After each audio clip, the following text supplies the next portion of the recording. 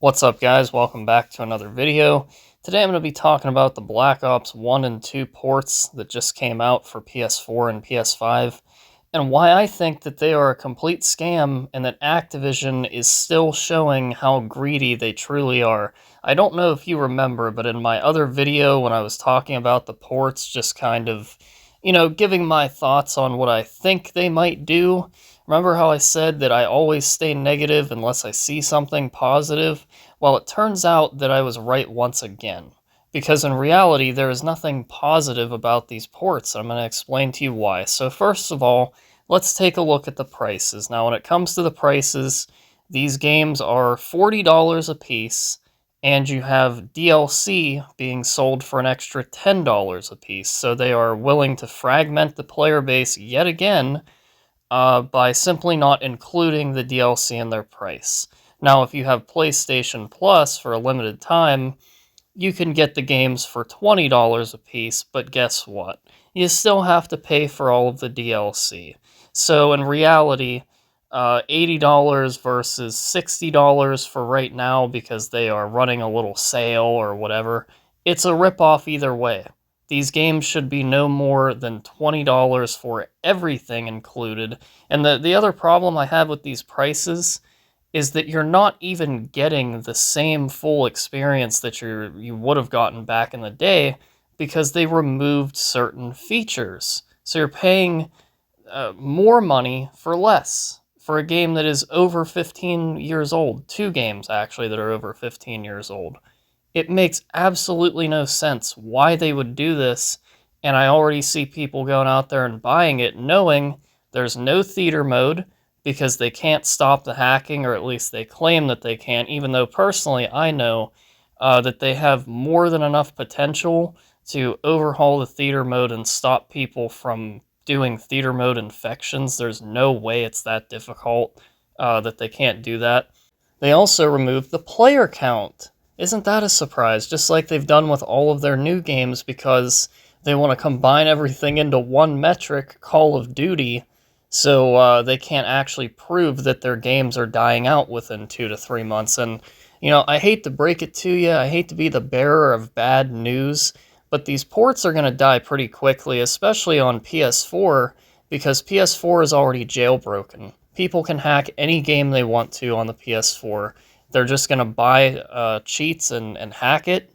It might be a little harder on the PS5, but if you're someone who's thinking of getting these games on PS4, I'd just be very careful because they can pretty much hack any online game on the PS4. I've already seen video proof of it. They're already doing it on newer Call of Duties. That's another point I should make. If you think that the ports will never be hacked because, oh, they're new servers, bro. Yeah, the new Call of Duties are on new servers, and they get hacked within 5 to 6 months. Warzone is on new servers, and it gets hacked in 5 to 6 months. It's going to happen again because they don't continuously update things like they claim to. Remember when I said in that video that if a corporation is promising you that something is going to be awesome and it's going to be the best ever, and they're back, to never believe in that shit? Now you know, right?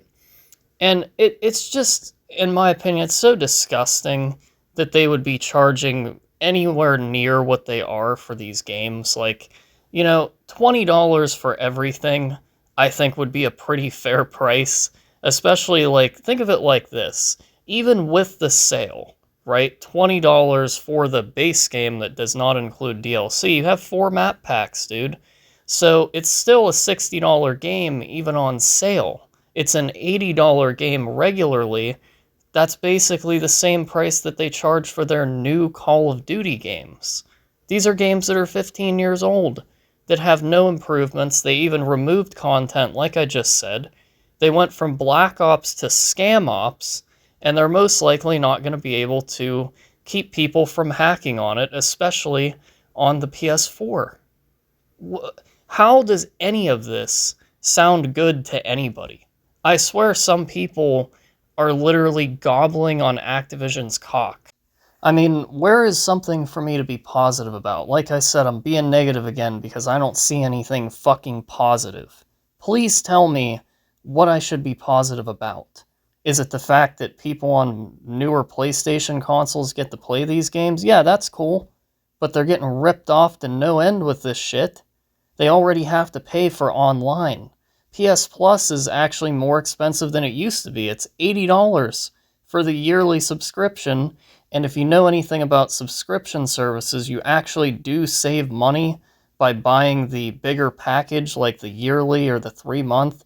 If you sit there and pay every single month, you're paying way more than you should be. And the problem is, PlayStation used to have free online with the PS3, and it still does.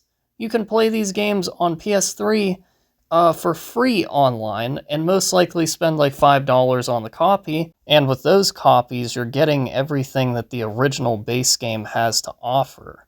But of course, there's all of the hacking. So yeah, would it be worth it to do that? No. Obviously, in my opinion, I would say the best option would be to play these games on PC. I mean, you don't even have to have a gaming PC to run something like BO1 or BO2.